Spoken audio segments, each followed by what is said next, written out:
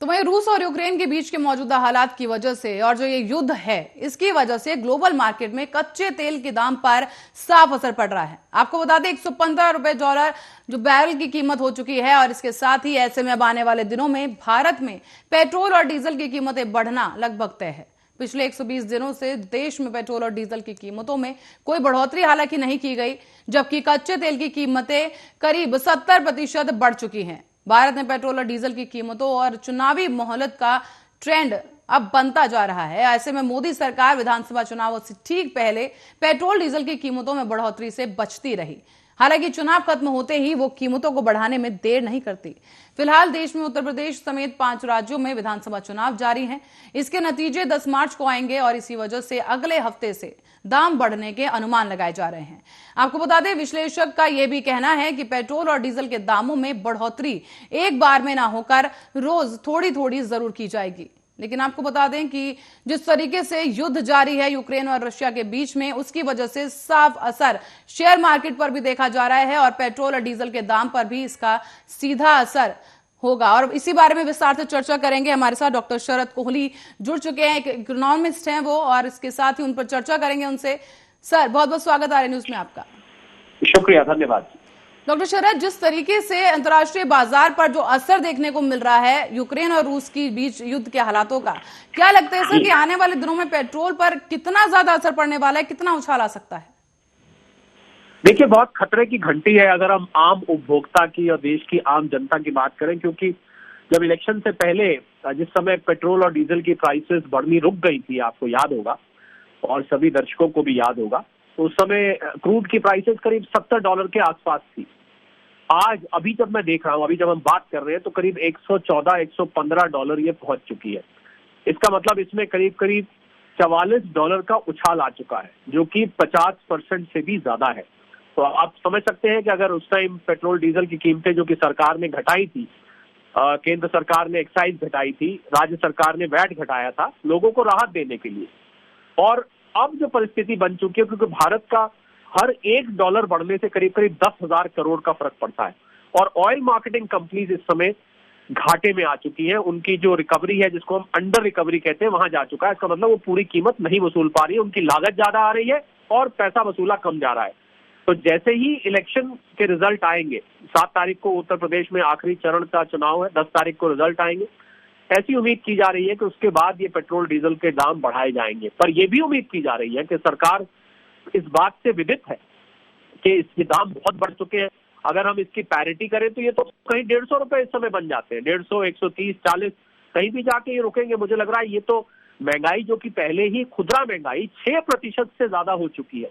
खाद्य पदार्थ आप देखिए, उनमें आग लगी हुई है, और उस पे ये जले पे नमक छिड़कने का काम होगा अगर साथ में अब पेट्रोल डीजल की प्राइस बढ़ने लग गई तो हो सकता है सरकार कुछ हद तक इस बढ़ी हुई कीमतों को एब्जॉर्ब करे। इसका मतलब यह है कि सरकार या तो उस पर कोई सब्सिडी फॉर्म में लाए, या हो सकता है कि टैक्सेस और कम करे, जिससे कि लोगों पर इसका बोझ कम जाए। पर कितना भी करे, कुछ ना कुछ बोझ तो लोगों पर पड़ेगा ही। जो होलसेल प्राइस इंडेक्स है, जिसको हम WPI कहते हैं, वो 12% के आसपास है, और खुदरा महंगाई, जैसे मैंने कहा, अभी 6% के आसपास है। मैं समझता हूं कि लोगों को कमर कस के तैयार हो जाना चाहिए, क्योंकि ये कीमतें बढ़ेंगी, ये निश्चित है, अब कोई रोक नहीं सकता। हाँ, कोई एकदम से परिस्थिति में सुधार आ जाए, जादुई छड़ी चल जाए और रशिया यूक्रेन का युद्ध रुक जाए, जिसका कि अभी कोई संभावना नहीं दिखाई देती है। डॉक्टर शरद, लेकिन अमेरिका की तरफ से भी दावा किया गया है कि वो 3 करोड़ बैरल के आसपास जो है अंतर्राष्ट्रीय बाजार में उतारेंगे, ताकि पेट्रोल की जो कीमत बढ़ रहे हैं कहीं ना कहीं उसे कंट्रोल किया जा सके। क्या लगता है कि क्या उससे फर्क पड़ेगा? देखिए, इसको स्पेशल पेट्रोलियम रिजर्व कहते हैं, जो आप कह रहे हैं उसको SPR कहते हैं। हर देश अपने पास कुछ दिन का एक रिजर्व रखता है, जिसको कि ऐसी आपातकालीन परिस्थिति में इसको निकाला जाता है। पर हम ये ना भूलें कि वो एक टेम्परेरी तरीका होता है, एक अस्थायी तरीका होता है।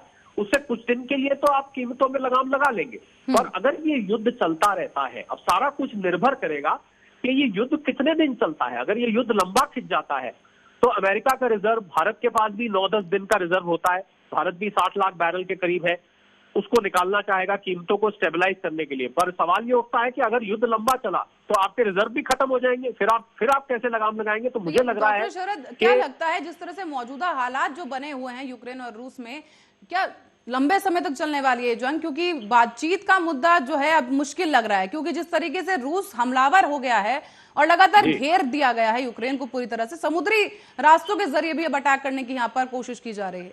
तो क्या जी लगता हाँ, है मुझे कि भी यही आने वाले समय में पूरे विश्व पर जो है कितना असर पड़ सकता है महंगाई का? देखिए, मुझे भी यही लगता है कि ये बातचीत के दायरे से बाहर हो चुका है, क्योंकि रशिया ने मन बना लिया है कि उन्हें कीव पर किसी भी तरह कब्जा करना है। जब तक कीव पर कब्जा नहीं होता, ये युद्ध विराम नहीं लगेगा। जब तक उनको केंद्र पर कब्जा नहीं करेंगे, सरकार अपनी हाथ में नहीं लेंगे, अपना कोई राष्ट्रपति नहीं बना देंगे, जो भी वो करना चाहते हैं।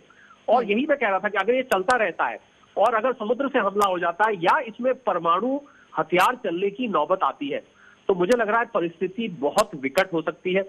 महंगाई तो एक तरफ है ही है, पूरी की पूरी विश्व की अर्थव्यवस्था उथल पुथल हो सकती है। इंटरेस्ट रेट्स आपने देखा कि रशिया के में 9.5% इंटरेस्ट रेट थे, उन्होंने उसको जैसे ही युद्ध हुआ 20% कर दिया। आप समझ सकते हैं अगर इस रफ्तार से इंटरेस्ट रेट बढ़ेंगे तो पूरे बिजनेसेस पे फर्क पड़ेगा। सप्लाई चेन जो पूरी दुनिया की है, जो सामान का आवागमन होता है एक देश से दूसरे देश में, वहां फर्क पड़ेगा। पेट्रोल डीजल की हम बात कर ही चुके हैं, जरूरी सामान पे फर्क पड़ेगा।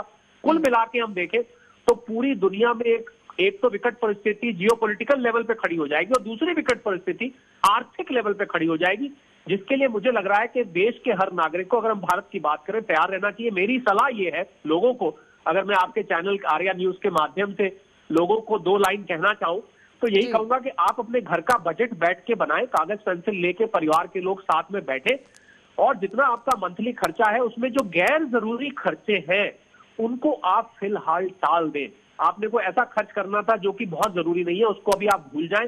अपने जरूरी खर्चों के लिए अपने रिसोर्सेज को बचा के रखिए। अगर परिस्थिति बिगड़ जाती है तो परिस्थिति हाथ से बाहर हो जाएगी और आपके लिए इन खर्चों को निभाना हो सकता है अर्थव्यवस्था के बिगड़ने से नौकरियों पर, जैसे हमने पीछे पैंडेमिक में देखा। शरद कोहली जी, जैसे कि भारत के रुख की अगर यहाँ पर चर्चा की जाए तो यूक्रेन को लेकर भारत का जो रुख है कहीं ना कहीं रूस को फेवर कर रहा है। रूस ने जो है धन्यवाद भी कहा, एक तरीके से सराहना की है। तो बैकअप प्लान के तौर पे भारत के पास क्या कुछ होगा, क्योंकि जो भारत का रवैया है उसके बाद से कई देश ऐसे हैं जो भारत की आलोचना कर रहे हैं। देखिए, मैं इस बात से पूरी तरह से सहमत नहीं होता कि भारत ने थोड़ा रशिया की तरफ झुकाव दिखाया है। भारत एक न्यूट्रल देश अपने आप को प्रेजेंट करने की कोशिश करा। भारत के नेटो और अमेरिका से भी उतने ही अच्छे संबंध है जितने रशिया से हैं, सब जानते हैं। पिछले चंद वर्षों को आप उठा के देखें तो मुझे नहीं लगता कि भारत का रुझान रशिया की तरफ हो रहा है। भारत एक न्यूट्रल देश इसमें रहना चाहता है कि हम ना इधर के हैं ना उधर के हैं, हम तो सिर्फ शांति चाहते हैं। भारत का ये रुख है। मैं इस बात से सहमत नहीं कि भारत रशिया की तरफ अपना रुझान दिखा रहा है। भारत ने यूएन जनरल असेंबली में वोट नहीं किया, भारत ने यूएन सिक्योरिटी काउंसिल में वोट नहीं किया। एब्सटेन करना वोट से मुझे नहीं लगता झुकाव है। एब्सटेन करना ये बताता है कि आप तटस्थ हैं, आप न्यूट्रल हैं, आप किसी एक पक्ष की साइड नहीं लेना चाहते हैं, आप सिर्फ शांति चाहते हैं। मेरा ऐसा मानना है। तो भारत के रशिया से संबंध बने रहेंगे और अमेरिका और मुझे नहीं लगता अमेरिका और नेटो भारत से इस बात के लिए नाराज होगा, क्योंकि भारत ने उनके फेवर में नहीं किया तो उनके फेवर में नहीं किया है। पर डॉक्टर शरद, यहाँ पर भारत की अगर बात की जाए तो प्रधानमंत्री की छवि को और जो उनका रोल है उसकी सक्रियता को लेकर भी काफी सवाल यहाँ पर उठे हैं। इस समय वो काफी प्रोमिनेंट भूमिका यहाँ पर निभा सकते थे, लेकिन कहीं ना कहीं वो बैकफुट पर आ गए। जैसे कि आपने कहा न्यूट्रल रहना चाहता है भारत, लेकिन स्थिति भी स्पष्ट नहीं की भारत ने।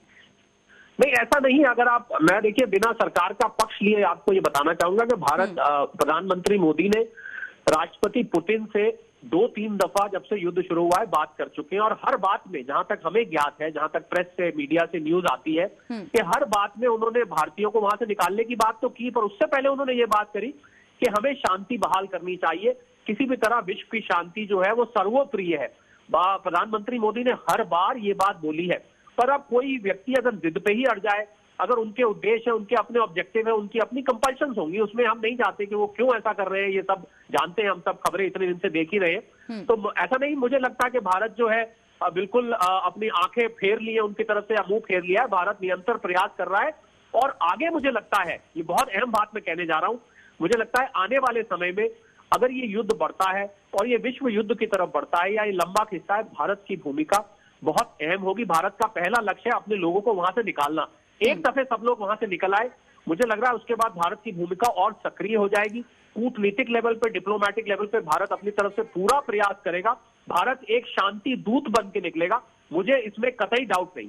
जी जी, डॉक्टर शरद कोहली, बहुत बहुत धन्यवाद आपका हमारे साथ जुड़ने के लिए और इतनी अहम बातें हमें बताने के लिए। दर्शकों से यही कहना चाहेंगे कि जैसे कि डॉक्टर कोहली ने यहाँ पर कहा कि इस वक्त स्थिति बहुत गंभीर है और सभी को यहाँ पर बजट बनाने की एक जरूरत है ताकि आने वाले खर्चों पर नियंत्रण रखा जा सके जब तक हालात सामान्य नहीं हो जाते, क्योंकि इस वक्त अंतर्राष्ट्रीय पटल पर जो है स्थिति बिगड़ चुकी है।